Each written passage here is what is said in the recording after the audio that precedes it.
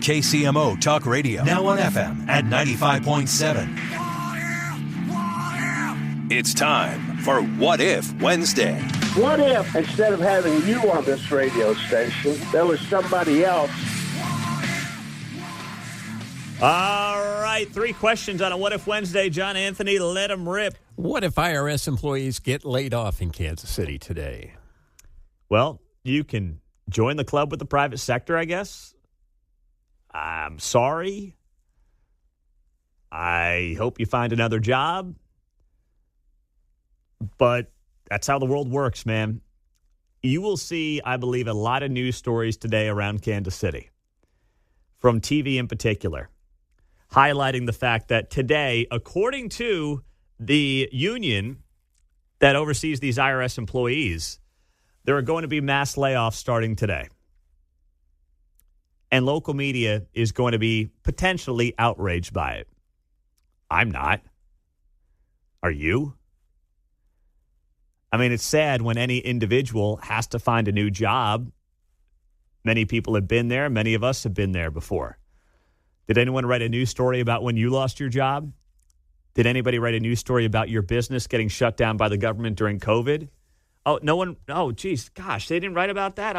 Oh, boy. It's too bad. They must have just been a little tied up, right? But now, government employees may get laid off, and there's going to be outrage. There's going to be people insisting that, how's Kansas City going to operate? Well, there's actually going to be more competition now in the private sector for employees, which is good for business and is good for productivity. So there's actually a massive win that can come out of this whole thing.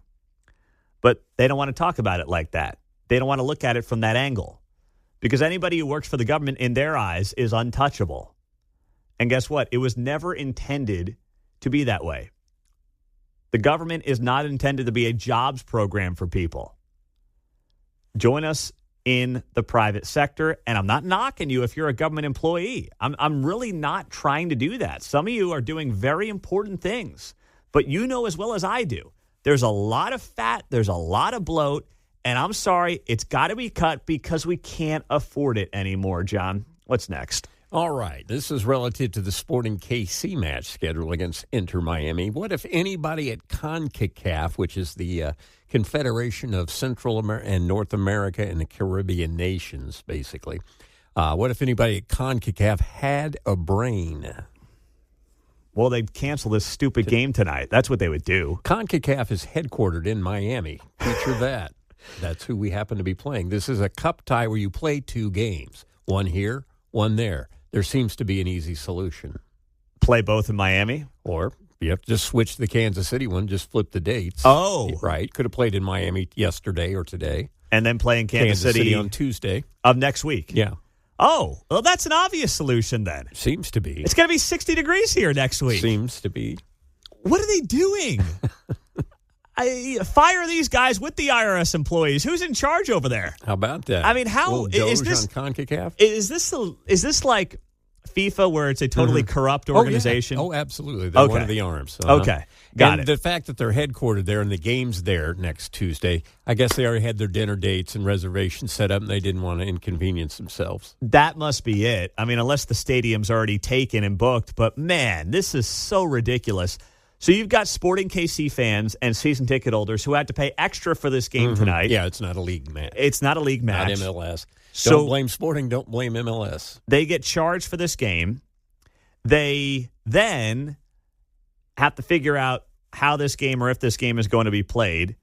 If they don't cancel this game tonight, you're going to be asking soccer fans to go out in 0-degree temperatures to not watch Lionel Messi, who is the whole point of this thing happening, if I understand it. Yeah. Correct. People like that. Okay. And there's no way the old guy is getting out there in 0 degrees to play soccer. He's going to blow out a hamstring.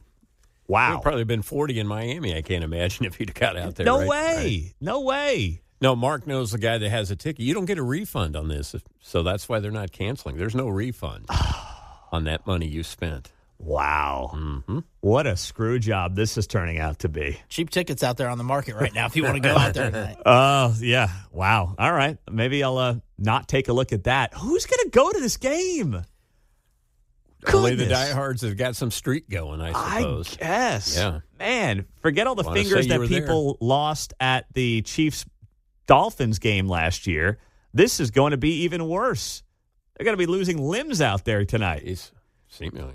All right, what's next? All right, what if AMI, alternative method of instruction, what if AMI isn't equal to a school day's experience? Well, then it should be canceled. This virtual learning thing that is done on the Missouri side of the state line, I know some of you are doing this today with your kids. It's a joke. You know it. Everybody knows it. The schools know it.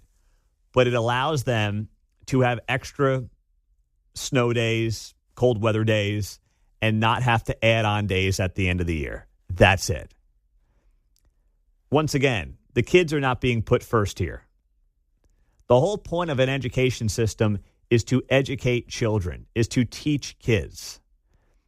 And I've had many of you text in this morning and say the whole thing for virtual learning is a joke, that your kids are done in 5 minutes with their virtual learning day.